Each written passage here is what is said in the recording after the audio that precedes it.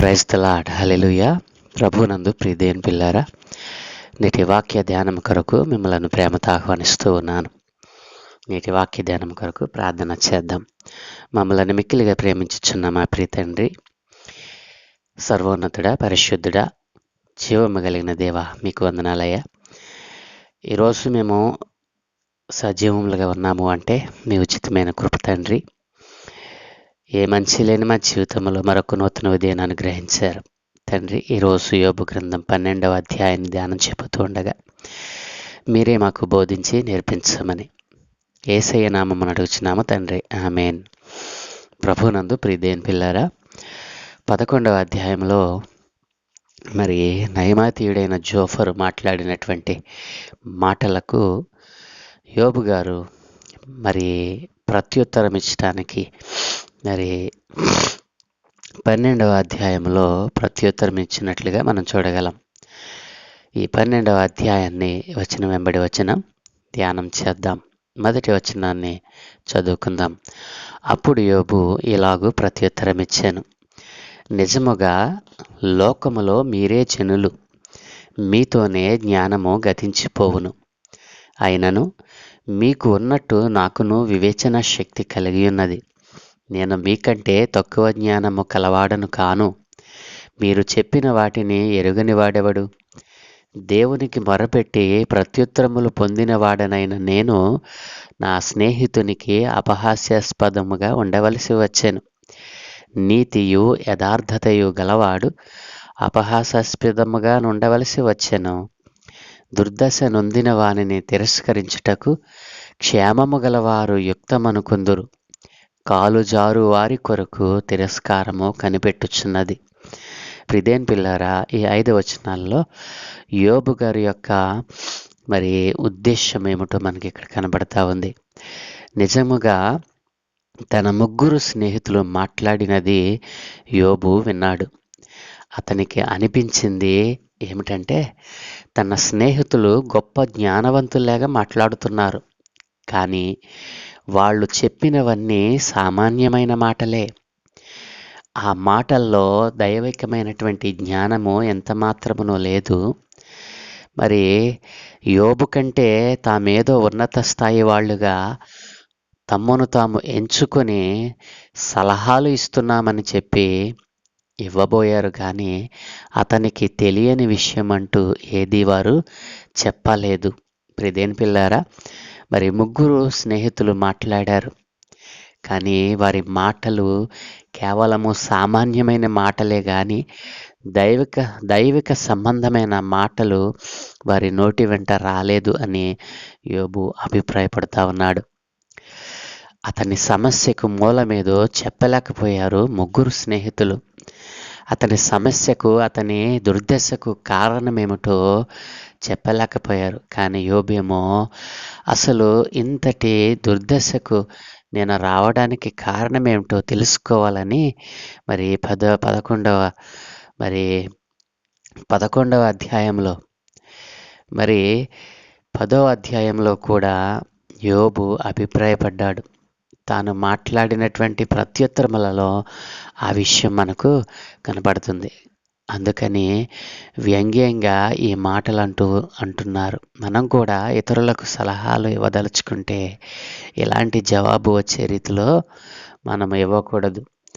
వారు సామాన్యమైన మాటలతో అతనికి ఏదో సహాయం చేస్తున్నామని, గొప్ప సలహాలు ఇచ్చామని వారు అనుకున్నారు, కానీ అట్లాంటిదేమీ వారిలో యోబుకు కనిపించలేదని మరి యోబు యొక్క భావము.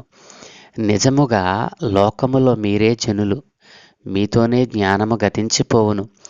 అయినను మీకున్నట్టు నాకును వివేచన శక్తి కలిగి ఉన్నది. నేను మీకంటే తక్కువ జ్ఞానము కలవాడను కాను. మీరు చెప్పిన వాటిని ఎరుగని వాడెవడు? దేవునికి మొరపెట్టి ప్రత్యుత్తరములు పొందినవాడనైన నేను అని ఇక్కడ 3వ వచనములో యోబు అంటూ ఉన్నాడు. ప్రియ స్నేహితులారా, నాకును కూడా మీకున్నట్టు, మీకు ఉంది అని మీరు అనుకున్నట్లుగా నాకును వివేచన శక్తి ఉంది. నేను మీకంటే తక్కువ జ్ఞానం కలవాడనేమీ కాదు. మీరు చెప్పిన వాటిని ఎరుగని వాడెవడు? సామాన్యులు కూడా మీరు మాట్లాడినటువంటి మాటలు వారును మాట్లాడగలరు. నేనైతే దేవునికి మొరపెట్టి ప్రత్యుత్తరములు పొందినవాడను అని యోబు తనను గురించి తాను చెప్పుకుంటూ ఉన్నాడు. 4వ వచనం, నా స్నేహితునికి అపహాస్యాస్పదముగా ఉండవలసి వచ్చెను. ఎవరు? దేవునికి మొరపెట్టి ప్రత్యుత్తరములు పొందినవాడనైనా మరి నేను మీకు అపహాస్యాస్పదముగా మారిపోయాను. మరి నీతియు యథార్థతయు కలిగినటువంటి నేను మీకు అపహాస్యాస్పదముగా మారిపోయాను అని యోబు ఇక్కడ మాట్లాడుతూ ఉన్నాడు. ప్రార్థన చేయడం తన అలవాటని, తన ప్రార్థనలకు దేవుడు జవాబిచ్చేవాడని యోబు ఈ వచనంలో చెప్తా ఉన్నాడు. ఇప్పుడైతే దేవుడెందుకో నా ప్రార్థన, నా మనవి ఆలకించడం లేదని దేవుడు మౌనం దాల్చాడని యోబు భావం ఇక్కడ. 5వ వచనంలో, దుర్దశ నొందిన వారిని తిరస్కరించుట క్షేమము గలవారు యుత్తమనుకొందురు. దుర్దశలో ఉన్నటువంటి వారిని తిరస్కరించటం క్షేమముగా ఉన్నవారికి మంచిది అని కొందరు అనుకుంటారు. కాలు జారి వారి కొరకు తిరస్కారము కనిపెట్టుచున్నది. కాలు జారి వారి కొరకు తిరస్కారము కనిపెట్టుచున్నది. యోబు స్నేహితులు బాధలో లేరు. వారికి విపత్తులేమీ సంభవించలేదు. మరి ఆపదలేమీ వారికి రాలేదు. కాబట్టి తనను తృణీకార భావంతో చూడటం వారికి తేలికే. ఈ లోకంలో ఎవరైనా సరే దుర్దశలో ఉన్నవారిని మరి తృణీకరించుటకు అనేక కారణాలను ఈ లోకంలో ఉన్న మానవులు ఎదుగుతారు. కానీ యోబు జీవితంలో అలాగున లేదు కదూ. మరి యోబు స్నేహితులు తనను తృణీకార భావంతో చూస్తూ ఉన్నారు అని భావించాడు. యోబు అనుభవించిన దాన్ని అనుభవించని వారెవరు? అతని పరిస్థితిని సరిగా అర్థం చేసుకోలేరు. ప్రియదేని పిల్లారా, యోబు స్నేహితులు మరి అట్లాంటి తిరస్కారము, అట్లాంటి మరి దుర్దశలో ఉన్న వారిని తృణీకార భావంతో చూడటం అనేటువంటిది వారిలో కనపడుతుందని యోబు భావిస్తూ ఉన్నాడు. 6వ వచనం, దోపిడీ గండ్ర కాపురములు వర్ధిల్లును. దేవునికి కోపం పుట్టించేవారు నిర్భయముగా ఉందరు. వారు తమ బాహుబలమే తమకు దేవుడు అనుకొందురు. ఎంత మంచి మాటలు ఇక్కడ భక్తుడు పలుకుతూ ఉన్నాడండి. దోపిడీ గాండ్ర కాపురములు వర్ధిల్లునట. ముందు నుంచి యోబు అభిప్రాయము ఇదే. ఈ లోకములో దేవుడు మనుషుల పట్ల వారి గుణగణాలకు అనుగుణంగా వ్యవహరించడు అని యోబు మొదటి నుండి చెప్తా ఉన్నాడు. యోబు స్నేహితులకైతే సరిగ్గా దీనికి వ్యతిరేకమైనటువంటి నమ్మకం ఉంది. దేవుడు మనుషుల పట్ల వారి గుణగణాలకు అనుగుణంగా వ్యవహరించడు అని యోబు నమ్ముతా ఉంటే, యోబు స్నేహితులేమో మరి మనుషుల పట్ల వారి గుణగణాలకు అనుగుణంగా దేవుడు వ్యవహరిస్తాడు అని వారు నమ్ముతున్నారని యోబు చెప్తా ఉన్నాడు. దోపిడీ గండ్ర కాపురములు వర్ధిల్లును. దేవునికి కోపం పుట్టించువారు నిర్భయముగా ఉందరు. వారు తమ బాహుబలమే తమకు దేవుడు అనుకుంటారట. ప్రియదేవుని పిల్లారా, దోపిడీ గండ్ర కాపురము మరి వర్ధిల్లుతుందట. దేవునికి కోపం పుట్టించేవారే నిర్భయముగా ఉంటారట. మరి తమ బాహుబలమే, తమ చేతుల బలమే తమకు దేవుడు అనుకుంటారట. మరి దేవుడు మరి వారు అనుకున్నటువంటి విధంగా యోబు అనుకోవటం లేదు. యోబు యొక్క అభిప్రాయం ఏంటో తెలుసా? దేవుడు మనుషుల పట్ల వారి గుణగుణాలకు అనుగుణంగా వ్యవహరించడు. దోపిడీ గండ్ర కాపురములే బాగుంటున్నాయి. దేవునికి కోపం పుట్టించేవారే నిర్భయంగా ఉంటూ ఉన్నారు. మరి వారి చేతుల కష్టార్జితాన్ని దేవుడు ఆశీర్వదిస్తున్నాడని చాలామంది లోకంలో అనుకుంటూ ఉంటారు. కానీ అది ఎంత మాత్రమును వారికి క్షేమకరము కాదు. ఆ యొక్క స్థితి కొద్ది కాలమే అని యోబు అభిప్రాయపడతా ఉన్నాడు. అయినను మృగములను విచారించము, అవి నీకు బోధించును. ఆకాశ పక్షులను విచారించము, అవి నీకు తెలియచేయను. ప్రియదేని పిల్లారా, ఈ వచనంలో ఉన్నటువంటి భావం ఏంటంటే 2-3 వచనాల్లోని తలంపులకు తిరిగి యోబు తన స్నేహితులు వృద్ధులైనప్పటికీ ప్రకృతిని చూసి వారు నేర్చుకోవలసింది చాలా ఉందని యోబు వారికి తెలియచేస్తున్నట్లుగా మనం చూడవచ్చును. మరి మృగములను విచారిస్తే అవి మనకు బోధిస్తాయట. ఆకాశ పక్షులను విచారిస్తే అవి మనకు తెలియచేస్తాయట. రోమీలకు రాసిన పత్రిక 1వ అధ్యాయం 20వ వచనంలో ఆయన అదృశ్య లక్షణములు అనగా ఆయన నిత్య శక్తియు దేవత్వమును జగదుత్పత్తి మొదలుకొని సృష్టింపబడిన వస్తువులను ఆలోచించుట వలన తేటపడుచున్నవి గనుక వారు నిరతురులై ఉన్నారు అని దేవుని లేఖనములో భక్తుడు రాయించినటువంటి మాట ఇక్కడ సరిగా సరిపోతుంది. కాబట్టి మరి ప్రకృతి మనకు జ్ఞానాన్ని నేర్పుతుంది. ఆ ప్రకృతిని చేసినవాడు దేవుడే. ఆయన అదృశ్య లక్షణములు అనగా ఆయన నిత్య శక్తియు దేవత్వమును జగదుత్పత్తి మొదలుకొని సృష్టింపబడిన వస్తువులను ఆలోచించుట వలన మనకు అది తేటపడుతూ ఉంది అని మరి భక్తుడు ఇక్కడ మాట్లాడుతూ ఉన్నాడు. ప్రియదేని పిల్లారా, మరి మృగములు మనకు నేర్పిస్తూ ఉన్నాయి. ఈ మృగములు, ఆకాశ పక్షులు ఇవన్నీ ఆయన చేతి పనులే. ప్రియదేని పిల్లారా, అవన్నీ దేవునికి మరి లోబడి ఉంటున్నాయి. మరి దేవుని మాటకు విధేయత చూపుతూ ఉన్నాయి. ప్రతి ఉదయమున ప్రతి పక్షియు ప్రతి మృగమును తమ పరిస్థితులలో దేవునికి మొదటి స్థానాన్ని ఇస్తూ ఉన్నాయి. కాబట్టి వాటికి కావలసిన ఆహారాన్ని దేవుడు వాటిని ఇచ్చి వాటిని పోషిస్తూ ఉన్నాడు. మరి ఆ యొక్క జ్ఞానము మనకు రావాలంటే ఆయన చేసిన ప్రకృతిలోని ప్రతి దానిని మనం ఆలోచించినట్లయితే అవి చెప్తాయి ఆయన గుణలక్షణాలను గురించి అని యోబు ఇక్కడ మాట్లాడుతూ ఉన్నాడు. భూమిని గురించి ధ్యానించిన యెడల అది నీకు బోధిస్తుంది. సముద్రంలోని చేపలను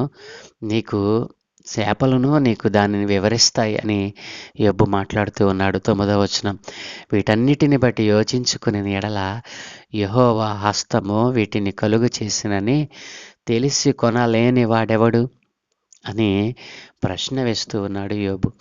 కాబట్టి తన స్నేహితులు మరి నాలో తప్పులు ఎతకాలని వారు ప్రయత్నం చేశారు. కానీ ఈ ప్రకృతిని అడిగితే చెప్తుంది, ఈ భూమిని అడిగితే చెప్తుంది, ఈ సముద్రంలోని చేపలు మరి ఆ యొక్క జ్ఞానాన్ని వివరిస్తాయని మరి యోబు ఇక్కడ మాట్లాడుతూ ఉన్నాడు. 10వ వచనం, జీవరాశుల ప్రాణమును మనుష్యులందరి ఆత్మలను ఆయన వశమున ఉన్నవి కదా. జీవరాశుల ప్రాణమైన మనుష్యులందరి ఆత్మలైన ఆయన వశమున ఉన్నవి. ఆయన సర్వాధికారి అయినటువంటి దేవుడు. ఆయనకు సాటి అయిన వారు మరెవరునూ లేరు కదా. మరి జ్ఞాన సర్వసంపదలు ఆయన యందు గుప్తములై ఉన్నవి.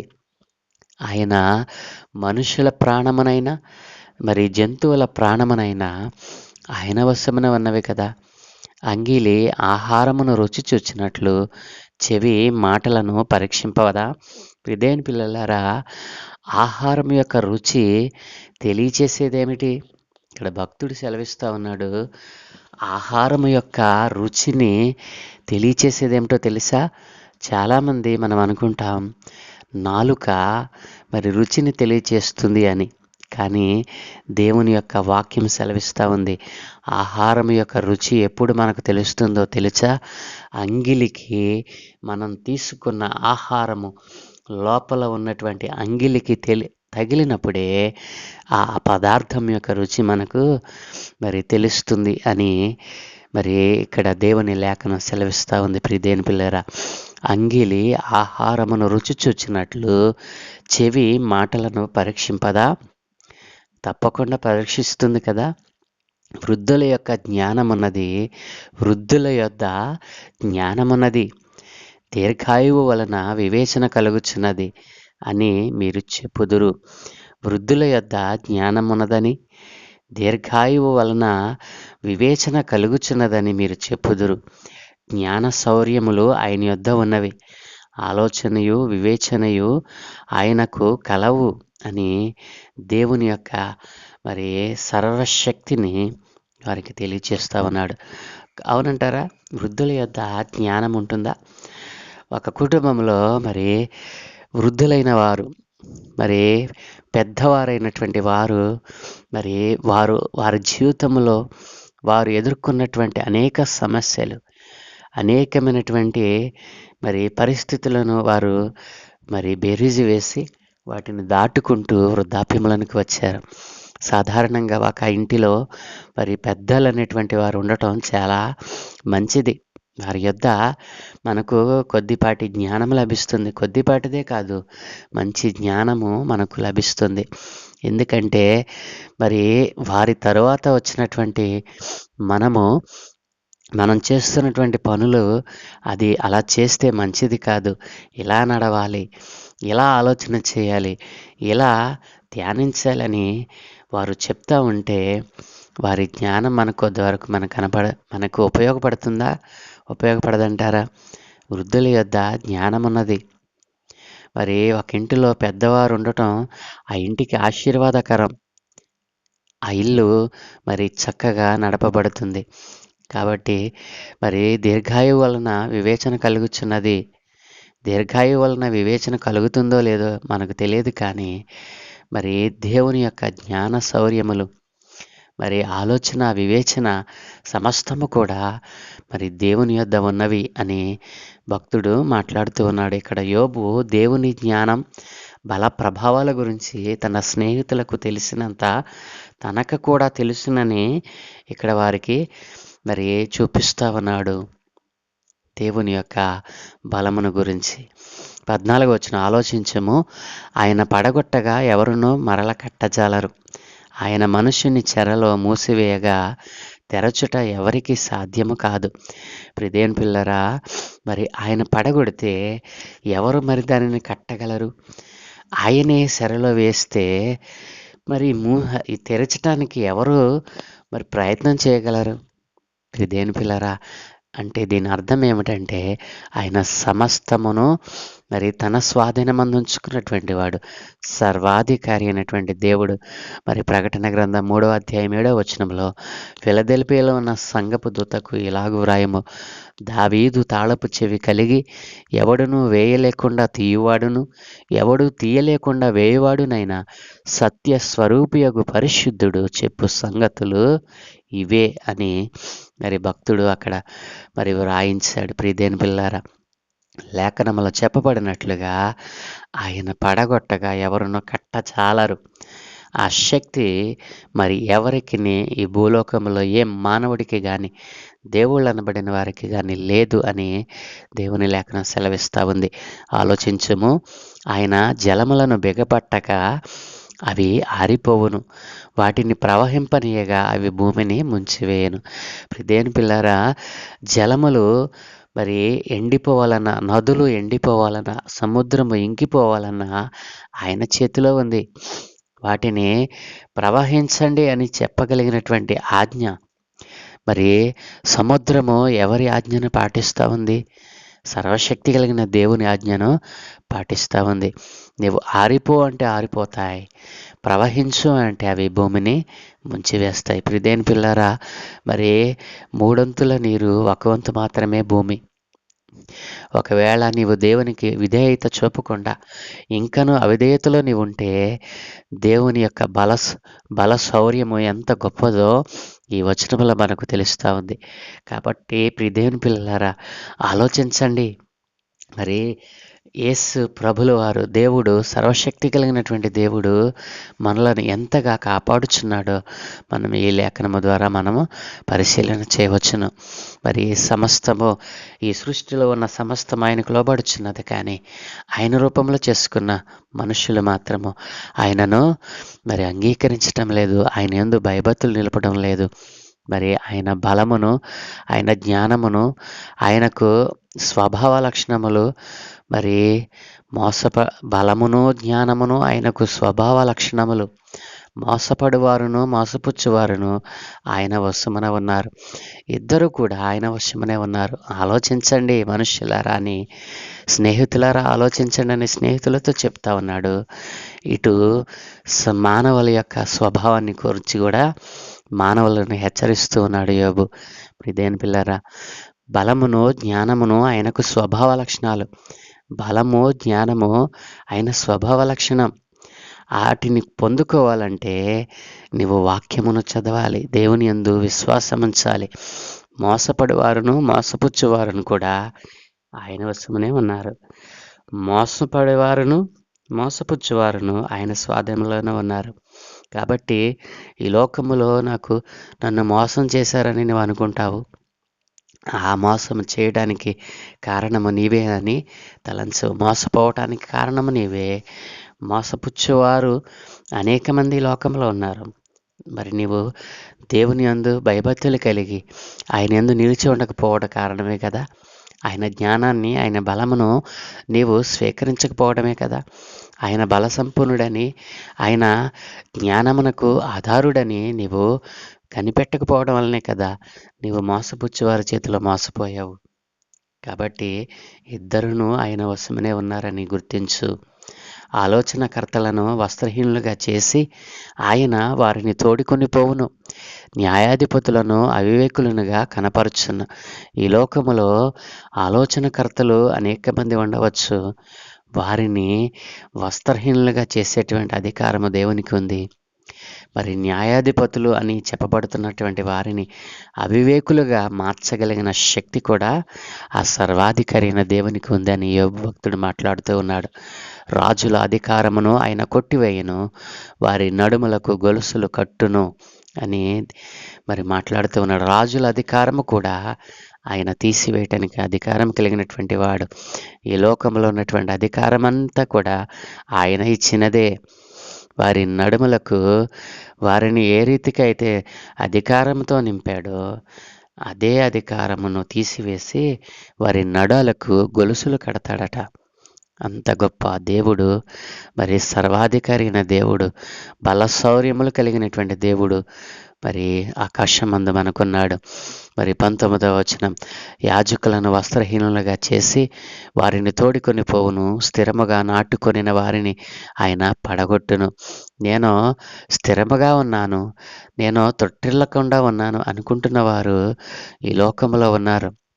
అట్లాంటి వారిని మరి తోడుకొని పోతాను అంటూ ఉన్నాడు. స్థిరంగా ఉన్నవాడిని, మరి స్థిరంగా ఉన్నాను అనుకుంటున్నటువంటి వారు ఈ లోకంలో ఉన్నారు.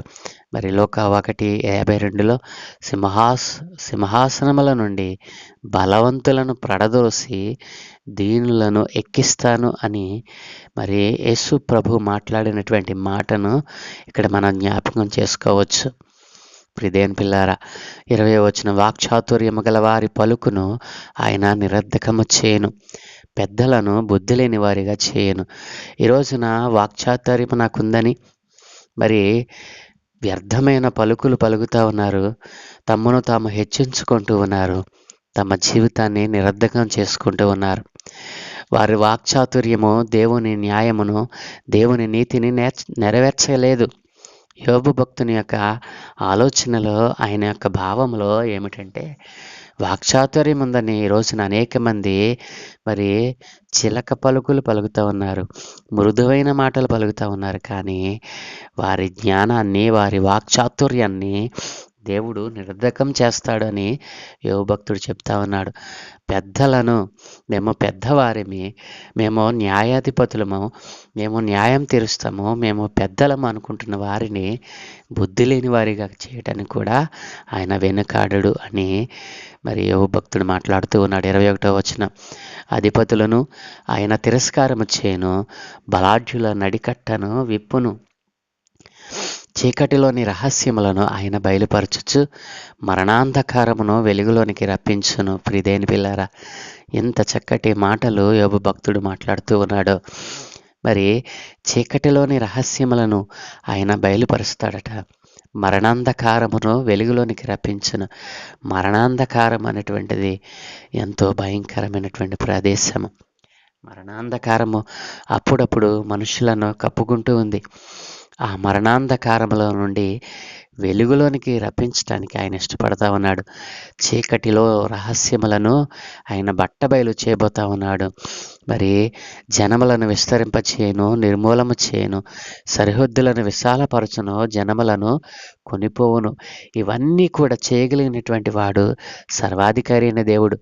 జనాల్ని విస్తరింపచేయాలన్నా, వారిని నిర్మూలం చేయాలన్నా ఆయన చేతి పనులే. సరిహద్దులను విశాలపరచాలన్నా ఆయన కృపయే. కాబట్టి భూజనుల అధిపతుల వివేచనయు ఆయన నిరర్ధకపరచును.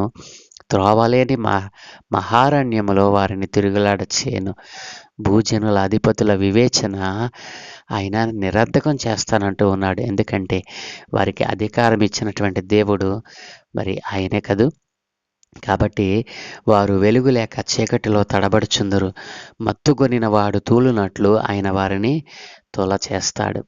ప్రియమైన పిల్లలారా, ఈ 12వ వచనములో, ఈ 12వ అధ్యాయంలో యోబు మరి తన ముగ్గురు స్నేహితులు మాట్లాడిన దానిని మరి ఉటంకిస్తూ, మరి తన స్నేహితులు తమ్మును తామే గొప్ప జ్ఞానవంతులుగా మాట్లాడి మరి యోబు కంటే తామేదో ఉన్నత స్థాయి వాళ్ళుగా ఎంచుకొని సలహాలు ఇవ్వబోయారు అని, మరి తనకు తెలియని విషయమును తనకు చెప్పినట్లుగా వారు భావించారు అని, వారు మాట్లాడిన మాటలన్నీ కూడా సామాన్యమైన మాటలే అని వారికి తెలియచేస్తూ, మరి దేవుని యొక్క బల శౌర్యమును గురించి, దేవుని యొక్క మరి జ్ఞాన సంపదన గురించి, ఈ లోకములో ఆయన చేయలేనిదంటూ ఏదీ లేదని చెప్పి వారిని హెచ్చరిస్తూ, వారికి మరి సవినమ్రముగా, నమ్రతగా వారికి బోధ చేసినటువంటి మరి ఆయన యొక్క ప్రత్యుత్తరమును మనము ఈ 12వ అధ్యాయంలో చూడవచ్చును. ప్రియమైన పిల్లలారా, ఈ రోజున యోబు భక్తుడు ఎంత నమ్రతగా తన స్నేహితులు మాట్లాడినటువంటి మాటల్లోని భావాన్ని గ్రహించగలిగాడు. ఈ రోజున ఎదుటి మనుష్యులోని తప్పులను వెతకాలనేటువంటి భావము మానవ స్వభావంలో అధికంగా కనపడతా ఉంది. ఎదుటి వానిలో తప్పులు ఎతికి తమలో ఉన్నటువంటి తప్పులను కప్పుపుచ్చుకునేవారు, తమ తప్పులను ఎరగనటువంటి వారు ఈ లోకంలో ఉన్నారు. కానీ యోబు భక్తుడు అలాగున మరి లేడు, అక్కడ మనకు కనిపించటం లేదు. ప్రియమైన పిల్లారా, తమ స్నేహితులు తమ్మును తాము మరి యోబు కంటే ఏదో ఉన్నత స్థాయి వాళ్ళుగా సలహాలు ఇవ్వటానికి మరి వారు పూనుకున్నారు. కానీ మరి వారి జ్ఞానము దేవుని జ్ఞానము కంటే గొప్పది కాదని, వారు మాట్లాడినటువంటి ఆ జ్ఞానయుక్తమైన మాటలు సామాన్యమైనటువంటి మానవుడు కూడా మాట్లాడగలడు అని యోబు విశ్వసించాడు. వారిని చక్కగా మరి హెచ్చరించాడు. దేవుని యొక్క ఉన్నతమైనటువంటి నామాన్ని వారికి పరిచయం చేశాడు. దేవుని బలశౌర్యములను మరి జ్ఞాన సంపదన గురించి, ఈ భూమిలో ఉన్న సృష్టికి ఆయన ఏమి చేయగలడో వారికి మరి వివరముగా ఆయన తెలియచేసినట్లుగా ఈ 12వ అధ్యాయంలో మనం చూడవచ్చును. ప్రియమైన పిల్లారా, అలాగున యోబు భక్తుడు కలిగినటువంటి ఈ గొప్ప మరి నిరీక్షణ, యోబు భక్తుడు కలిగినటువంటి ఈ గొప్ప భక్తి జీవితాన్ని, ఈ గొప్ప యథార్థతను, నీతిని మరి మనము కూడా కలిగి ఎదుటి వానిలో తప్పులు ఎదిగేవారిగా కాకుండా దేవుని యొక్క జ్ఞానయుక్తమైన మాటలు పలికేవారిగా, దుర్దశలో ఉన్నవారికి మరి ఆదరణ కలిగించే మాటలు, మరి దేవుని మరి లోకానుసారమైన మాటలు కాకుండా మరి లేఖనానుసారమైన జ్ఞానముతో మాట్లాడినప్పుడు వారికి ఉపశమనం కలుగుతుంది. వారు ఆదరించబడతారు. వారి బాధలో కొంతైనా మరి దానిని మరిచిపోగలరని యోబు గారి యొక్క భావము. కాబట్టి ప్రియమైన పిల్లారా, యోబు మాట్లాడినటువంటి మరి మాటల్లో ఎక్కడ కూడా దేవునికి వ్యతిరేకమైన మాటలు కానీ, తమ స్నేహితులు నొచ్చుకునేటువంటి మాటలు కానీ ఎక్కడ మనకు కనపడవు. ఎదుటి వానిలో తప్పులు వెతికేటువంటి ఆ మనస్సును విడిచిపెడదాం. దేవునికి మరి దేవుని యొక్క వాక్యానికి విధేయత చూపుతూ ముందుకు కొనసాగుదాం. దేవుడు మనలను అలాగున దీవించునుగాక. సకల ఆశీర్వాదముల కారణభూతుడైన తండ్రి, మా మంచి దేవా, మీకు వందనాలు నాయన. యోబు ముగ్గురు స్నేహితులు మాట్లాడిన మాటల్లోని భావాన్ని గ్రహించినటువంటి భక్తుడు నాయన మాట్లాడుతూ ఉన్నాడు. అయ్యా, మీరు మాట్లాడిన మాటల్లో మరి జ్ఞానము ఎంతవరకు ఉందో నాకు తెలియదు, కానీ దేవుని జ్ఞానాన్ని, దేవుడు మరి తను కలిగి ఉన్నటువంటి బలశౌర్యమును గూర్చి, ఆయన జ్ఞానమును గూర్చి మీరు ఎరుగక ఉన్నారు. మీరు వృద్ధాప్యములో ఉన్నారు, జ్ఞానవంతులను అనుకుంటున్నారు, కానీ దేవుని జ్ఞానం ముందు ఏది కూడా నిలవబడదు. నేను కూడా మీ వంటి జ్ఞానము వంటి వాడు, నేను జ్ఞానహీనుడినేమి కాదు. దేవునికి మొరపెట్టగా ఆయన వద్ద నేను మరి మరి ఆ ఫలమును పొందుకున్నటువంటి వాడిని. ఈ దినాన్న దేవుడు నా మనవిని ఆలకించడం లేదంటే ఏదో కారణమై ఉండొచ్చు అని భక్తుడు ప్రార్థించినట్లుగా, నాయన ఇదిగో ఈ రోజున నాయన అలాంటి భావము కలిగినటువంటి వారిగా, ఇదిగో ఎదుటి వారిలో తప్పులు వెతికేవారిగా కాకుండా నాయన ఈరోజు నాయన తమలో ఉన్నటువంటి తప్పులను వారు గ్రహించి, ఆ తప్పులను మీ వాక్య లేఖనాలలో, మీ వాక్యపు వెలుగులో వాటిని సరిచేసుకునే భాగ్యము నీ పిల్లలైన వారందరికీ అనుగ్రహించమని, యోబు భక్తుని జీవితంలో నుండి అనేక పాఠాలు నేర్చుకుంటూ ఉండు కూడా ఇంకనూ నాయన మరి ఈ లోకముతో స్నేహం చేస్తూ, ఈ లోకములో ఏది కూడా నీకు సహాయం కేవలము దేవుని యొక్క జ్ఞానము మాత్రమే, ఆయన బలము మాత్రమే నీవు కాపాడుతూ ఉందని, నిన్ను చలింప చేస్తూ ఉందని గ్రహించి నీ యందు నిలిచి ఉండే భాగ్యము నీ పిల్లలైన వారికి ఈ భూమి మీద ఉన్న ప్రపంచ మానవులకు అనుగ్రహించమని, నీ సువార్త జనములకు ప్రకటింపబడినట్లుగానైనా అనేక మంది లేపమని, ఈ రోజున నీ సువార్త లేకుండా నశించిపోతున్న వారిని నైనా ఇదిగో మేలుకొలుపుటకునైనా యవన బిడ్డలను లేవనెత్తమని, అనేక మంది నీ సువార్త ప్రకటించు వారిగా ఈ దుర్దినములలోనైనా నశించిపోవుటకు సిద్ధముగా ఉన్న ఆత్మలను రక్షించటానికి మీ కృపతోడుగా ఉంచమని, ఈ దినం మేము చే పనులన్నిటి మీద మీ కను దృష్టి ఉంచి మీ దూతల కాపుదలను గురించి మీరే మహిం పొందుకోమని యేసయ్య దివ్యనామమున ప్రార్థించి వేడుకుంటూ ఉన్నాము తండ్రి. Amen, amen, amen.